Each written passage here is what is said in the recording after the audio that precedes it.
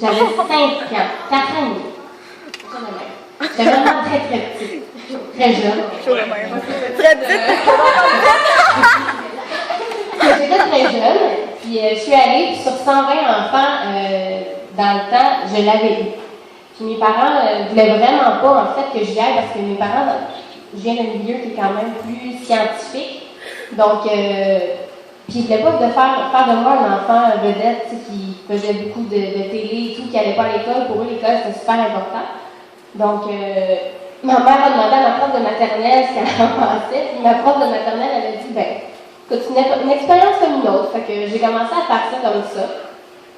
Ça a duré environ 3 ans. Après ça, il y a eu la boîte à lunch. C'est ce que tout le monde me parlait. C'est pas moi la petite fille de la boîte à lunch. Je mets les choses au clair. Je ne suis pas Julie Pierre. Mais je faisais toutes les chansons, dans le fond, quand arriverait le petit tiroir et tout. Non, il n'y a pas d'extrait. Mais je suis désolée. Donc, c'est ça. Fait que j'ai fait la boîte à lunch après ça pendant encore un bon 3 ans. Puis ensuite de ça, j'ai eu une agente.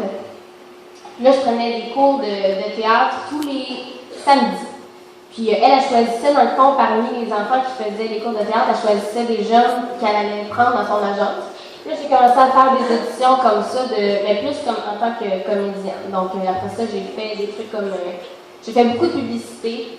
J'ai fait des pubs de Best Buy, de Canadian Tire, placement de produits. J'ai fait plein d'affaires. Après ça, vraiment beaucoup. J'ai fait des jingles aussi. J'ai joué dans Virginie.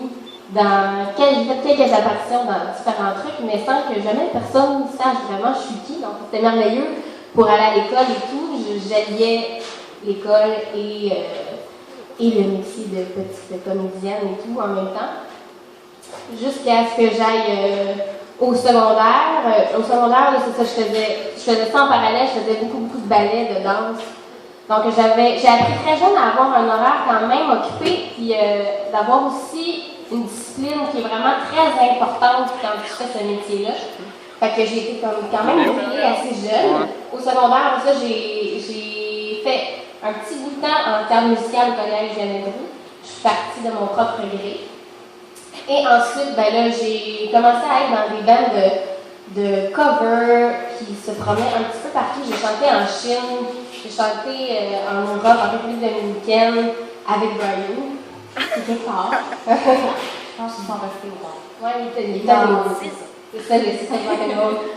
Puis, fait qu'on s'est promené comme ça beaucoup, puis ça m'a vraiment fait apprendre énormément. J'ai fait aussi beaucoup de resto-bars au Québec pendant comme un bon 2-3 ans.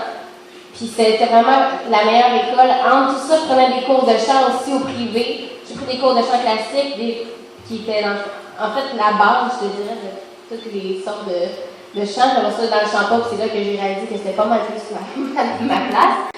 Puis après le cover et tout, ça fait en fait un bon 5 ans, probablement que je fais ça, puis j'ai vraiment énormément appris sur la scène.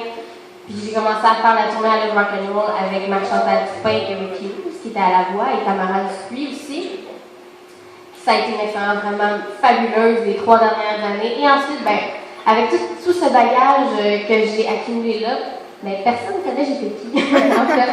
Fait que là, je me disais, je pense que rendu à 24 ans, c'est peut-être le bon moment de faire quelque chose qui va donner le petit boost que j'ai besoin de plus pour faire ce métier-là vraiment à temps plein. Donc, je me suis présentée à la voix. Et le reste est histoire. Je pense que vous savez le reste de l'histoire. Je fais de la coupe. Fait que c'est ça. En fait, je pense juste que mon parcours représente pas mal bien, qu'il ne faut pas lâcher, qu'il faut persévérer beaucoup parce que ça m'a pris 20 ans avant que vous sachiez je suis qui.